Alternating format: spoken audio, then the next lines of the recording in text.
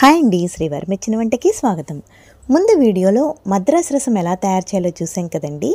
దానికి బెస్ట్ కాంబినేషన్గా పెళ్ళిళ్ళల్లో చేసే దొండకాయ ఫ్రై, పైన క్రిస్పీగా లోపల సాఫ్ట్గా ఉండే ఈ దొండకాయ ఫ్రైని ఎలా తయారు చేయాలో ఈ వీడియోలో చూద్దాం. అరకిలో దొండకాయలు తీసుకుని శుభ్రంగా కడుక్కుని ఈ విధంగా కట్ చేసుకోవాలండి. ఇక్కడ నేను అరకిలో దొండకాయలకి కొలత చెప్తున్నాను. 50 గ్రాముల శనగపిండి, 50 గ్రాముల వరిపిండి, ఈ రెండు సమానంగా తీసుకోవాలి. 25 గ్రాముల కార్న్ఫ్లోర్,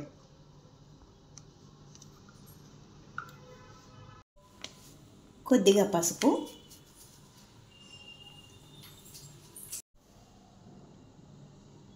ఒక స్పూన్ కారం, చాలా కొద్ది నీళ్లు మాత్రమే పోసి కలుపుకోవాలండి. మరి ఎక్కువగా జారుగా కలిపేయకూడదు, జస్ట్ కోట్ చేయడానికి మాత్రమే కలుపుకోవాలి.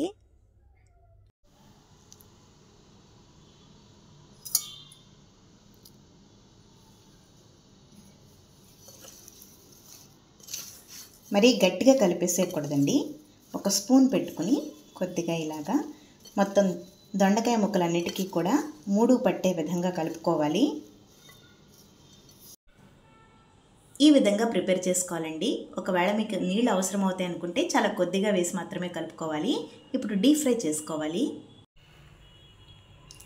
డీప్ ఫ్రైకి సరిపడినంత ఆయిల్ పెట్టుకుని అది హీట్ ఎక్కాక దొండకాయ ముక్కలు వేయించుకోవాలండి. ఆయిల్ కొద్దిగా వేడెక్కాక దొండకాయ ముక్కలు వేసేసుకోవాలండి. మీడియం ఫ్లేమ్లో వేయించుకోవాలి. అన్నీ ఒకేసారి కాకుండా కొద్ది కొద్దిగా వేసి వేయించుకోవాలి.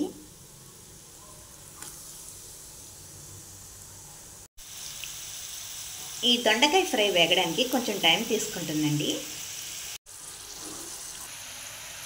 చూడండి, ఇలా వేగిన వెంటనే ఒక ప్లేట్లోకి తీసేసుకోవాలి. అదే ఆయిల్లో కొద్దిగా వేరుశనగుళ్ళు వేయించుకోవాలండి. ఇలా వేగిన వెంటనే ఒక ప్లేట్లో తీసేసుకోవాలి. కొద్దిగా జీడిపప్పు కూడా వేయించుకోవాలి. కరివేపాకు వేయించుకోవాలి. చిటికెడంత ఉప్పు వేసుకోవాలి. కొద్దిగా కారం వేసుకుని మొత్తం అంతా కలిపేయాలండి.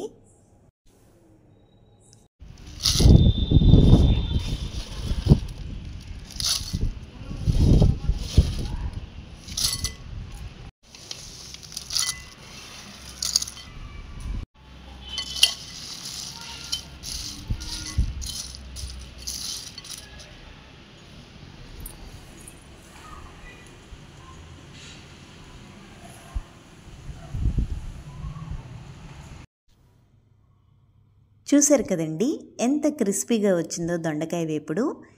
ఈ వేపుడు రసంలోకి, సాంబార్లోకి చాలా టేస్టీగా ఉంటుందండి.